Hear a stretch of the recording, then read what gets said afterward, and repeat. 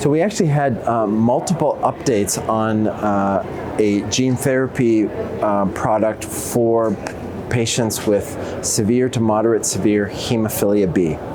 This is only conducted in adults so far.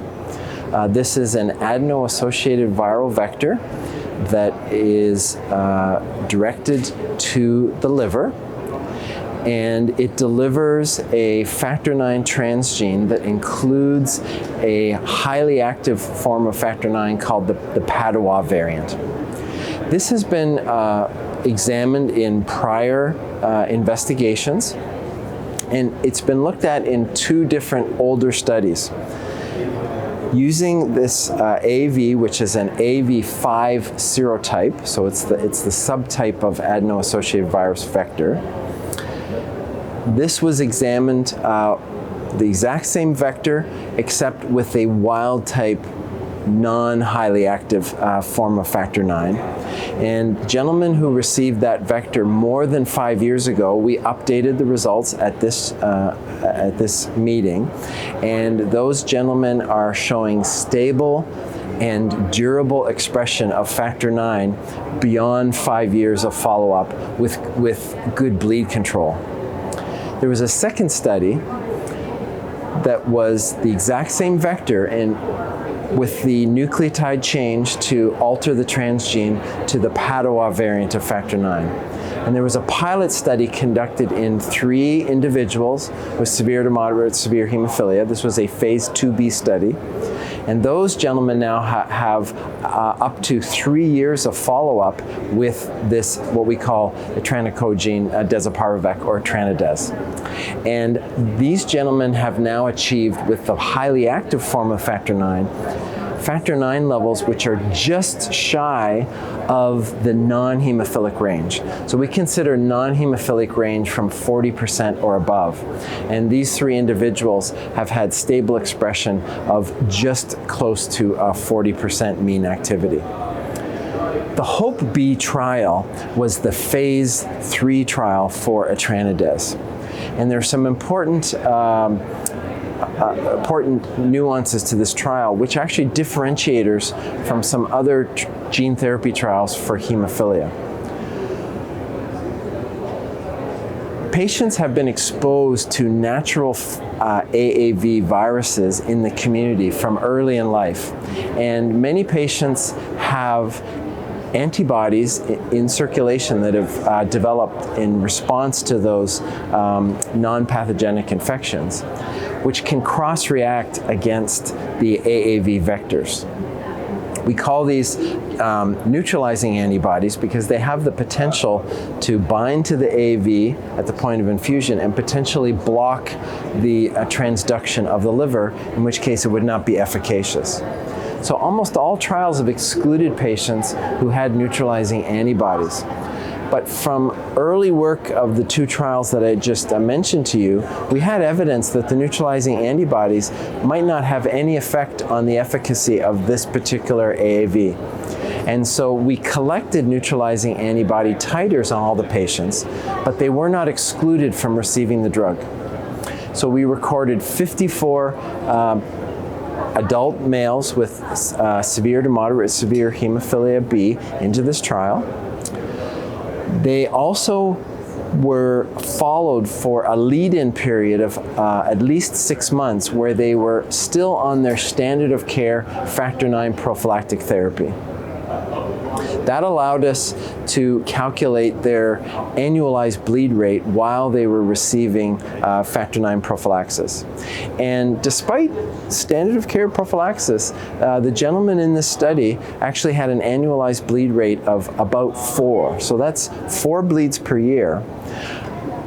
Then they all received dosing with Etranades. And then we had an opportunity to follow them and see what their bleed rate was. All the patients were instructed to discontinue their factor IX prophylaxis. We observed that the factor IX activity started to rise quite quickly after dosing with Etranades, and the patients reached a steady state of expression right around 4 to 6 months post-dosing. And we've now followed these gentlemen outwards to 24 months. So this is now the first time we've shown 2 years of follow-up data. And again, the mean expression from the individuals in the study is just slightly below the non-hemophilic range at about 37% factor IX activity. With that level of persistent expression, you would expect have an impact on the bleed control.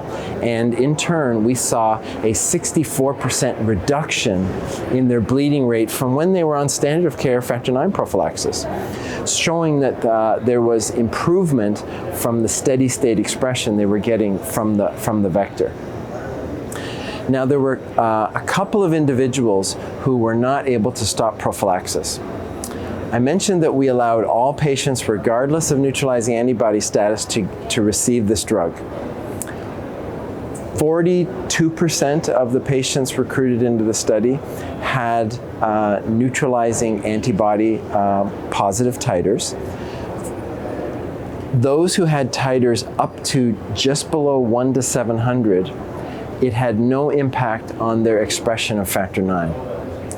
There was one individual, however, who had a very high neutralizing antibody titer of over 3,200, and he did not respond to the vector. So it would seem that potentially there's a threshold, but his level is probably above the 90th percentile for seroprevalence at a global level.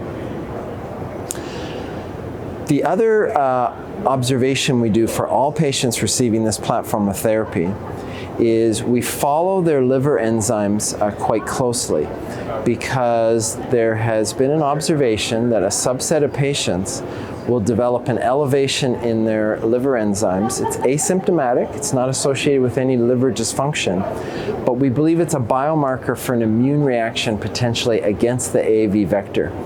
And if we don't intervene when this occurs, there's some risk that the patient could lose expression of the transgene.